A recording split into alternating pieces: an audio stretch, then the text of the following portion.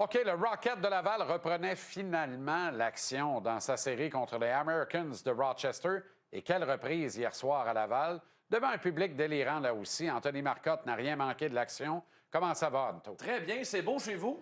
Merci. Oui, c'est ta première. La première visite dans tes nouveaux oui. studios, mon ami. Bienvenue dans le char neuf. Alors, c'était extraordinaire. Ça sent bon. Là, toute ton équipe est rapprochée dans les studios, en coulisses ici. Absolument. Donc, l'esprit de corps est de retour. Complètement. Ça fait du bien. C'est le fun de voir Pierre, Stéphane, Thomas, toute l'équipe. Absolument. Les gens avec pas qui je trop connais souvent, bien. eux autres. Oui, là. mais quand même. C'est bon, du bon monde.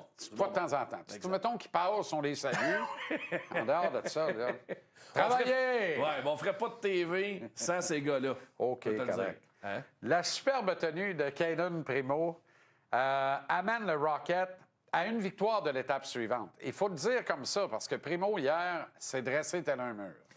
Une série 3-5, Jean-Charles, il n'y a pas de folie à faire. Alors, quand tu as la chance de mettre de la pression sur l'adversaire, il faut que tu le fasses. Hier, on a choisi Caden Primo devant le filet. Il a été excellent. 32 arrêts dans cette victoire. Par moment, les Americans sur la glace étaient de loin la meilleure équipe, surtout en deuxième période. Ils ont dicté le tempo. Mais c'est souvent ça Caden Primo. Quand il est dans sa bulle, on dirait qu'il voit la rondelle grosse comme un ballon de plage. Et c'était le cas hier. Le Rocket qui, dès le départ, 15e seconde dans le match, le but de Luke Tuck fait dévier le tir de Reinbacker. Puis on a joué avec cette avance jusqu'en début de troisième période. Et celui qui a été à l'initiative de ça, c'est Caden Primo, qui a été très, très solide. Mais au moment où on a accordé ce but-là, on sentait peut-être que cette équipe était en train de se laisser glisser un peu. Mais non! Il y a eu ce but providentiel de Florian Jacquet. Ça se peut pas. Du papier sablé, en veux-tu en v'là? Il sort sa ballerine, toi. Fourré du but-là. Incroyable. Capable de jouer au hockey, ce petit gars-là. Des bonnes mains. Mais c'est certain que là, nous, on va faire nos choux gras de cette feinte, puis le but, etc. Mais moi, ce qui m'impressionne dans le cas de Jacquet, c'est sa façon de rebondir. Parce que dans le match numéro 2, il a pris 2 pénalités pour avoir bousculé le gardien adverse, Devon Levi. La deuxième, en troisième période, a mené un jeu de puissance à l'adversaire. Et les Hammers ont marqué le but qui allait s'avérer le but vainqueur. On en a reparlé abondamment parce que le match a eu lieu vendredi. Alors, ça a été sujet de discussion pendant 5 jours avec Florian. Répondu aux questions à maintes reprises de différents médias, comment tu vas rebondir, redoutes-tu la présence des officiels, t'es un joueur marqué, etc. Je veux bien faire, je veux me reprendre. Qu'est-ce qu'il fait? Il connaît toute une performance, puis il marque le premier but vainqueur de sa carrière en séries éliminatoires. 4 buts marqués sur 4 trios différents hier. La profondeur est à hauteur des attentes chez le Rocket. On savait qu'il y en avait. Quand tu obtiens cette production-là des 4 trios, pour un coach, là, c'est un teaser extraordinaire.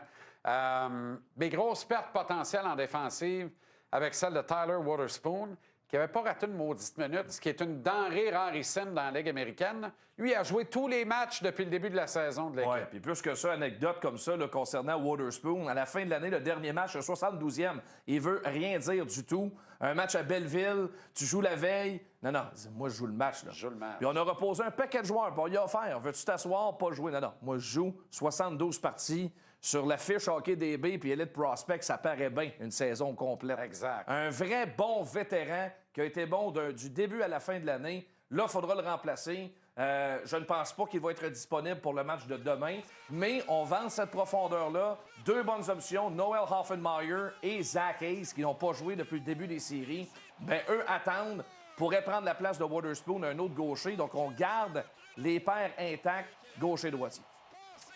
OK. Avant de parler de la fin d'une pas pire épopée, je pense que tu as un tableau statistique à nous présenter, Tony. Caden Primo, qui vraiment a un succès incroyable. Là, c'est certain que le sujet de discussion d'ici demain, on vient avec qui? Parce que là, il y a un système de rotation depuis que Primo est revenu avec le Rocket. Est-ce qu'on enchaîne encore avec Fowler? Pour moi, la performance hier ne laisse aucun doute que tu dois revenir avec Caden Primo. Oui. Regardez quelques chiffres.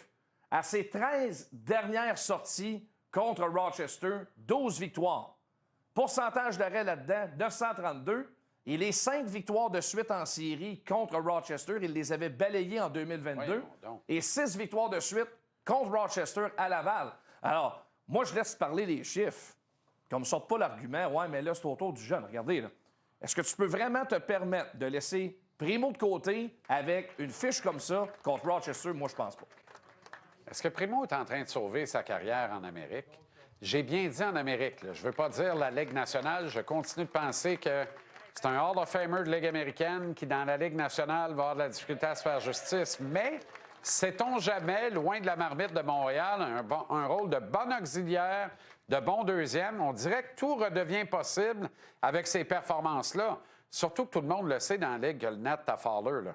Fait que si c'est Primo qui s'en va au bout, c'est sûr que lui, là, il gonfle ses pneus à vue d'œil. Tu sais, on peut regarder là, quelques exemples flagrants de gardiens au cours des dernières années dans la Ligue nationale qui ont émergé à 26, 27, 28 ans. Linus Ullmark, Aiden Hill, Stuart Skinner. On vient de présenter des images de Skinner qui est devant le filet. Peut-être pas parfait, mais il est toujours bien gardien numéro 1 dans la Ligue nationale. Les gardiens, maintenant, ont tendance à se développer un petit peu plus tardivement. Puis tu as raison, c'est peut-être pas à Montréal qu'on va lui offrir l'opportunité. Ouais. Ça se peut, mais moi, j'ai toujours cru avec Aiden Primo. Il va devenir un gardien de la Ligue nationale, peut-être ailleurs, mais regardez ce qu'il fait présentement. On peut pas ignorer son travail. Les Bears de Hershey éliminés dans le minimum de 3 matchs. Puis là, peut-être je vais avoir l'air fou, mais je me risque par les Checkers de Charlotte. Exact. Oui, monsieur. Excellent. Le club école des Panthères de la Floride, Gradué de la ECHL. Là. ils l'ont Les Checkers de Charlotte, c'est dans la ECHL dans le temps. Oui. Moi, je tiens ce nom-là. Exact. Ça fait longtemps. Il y a 25 ans. Puis là, bon, le club ferme a changé. Il y a différentes équipes qui ont eu pignon sur rue là-bas en Caroline. C'est drôle parce que les Hurricanes n'ont même pas leur club école en Caroline maintenant. C'est maintenant les Panthères de la Floride qui sont du côté de Charlotte. Mais pour en revenir au cas des Bears d'Hershey, Jean-Charles, Wow. c'est une formidable épopée qui se termine. Ils ont remporté les 2 derniers titres de la Coupe Calder avec à peu près le même noyau, le même groupe d'attaquants, le même gardien, Hunter Shepard. C'est extraordinaire, mais ça va faire du bien d'amener du sang neuf aussi dans le carré d'âge de la Ligue américaine parce que Hershey, c'est la tradition. C'est l'équipe la plus titrée de la Ligue américaine, mais ils font les... Shepard, là, c'est Benoît Roger, ça. Oui, c'est barbu. C'est ça. Exact. Oui. Avec la back coiffe. Oui. Mais ce que je mentionnais, c'est que dans le cas des Bears, c'est qu'ils font les choses de leur propre façon. C'est une équipe qui veut gagner à tous les ans, qui mise sur des vétérans. Eux, là, la notion de développement à tout prix, ils embarquent pas là-dedans nécessairement. Alors ça va faire du bien d'amener des équipes... C'est une équipe indépendante, non? Indépendante, avec le soutien des Capitals de Washington. C'est ça. Mais ils veulent gagner à chaque année. Alors, félicitations, c'est quand même remarquable d'être là année après année, 2 titres en ligne et se rendre encore de finale encore cette année. Ça se termine vendredi, cette histoire-là, à Laval? Moi, je redoute Rochester comme la peste. C'est une équipe qui ne se laissera pas abattre facilement. Soit-on une victoire vendredi. Match ultime dimanche, c'est lieu. Voir que Levi goal 60 minutes, par exemple. Ouais. 835, Levi, dans cette série. C'est loin d'être Compliqué. d'être au niveau. Salut, Jean-Charles. Salut, Anto. Merci infiniment. Oui.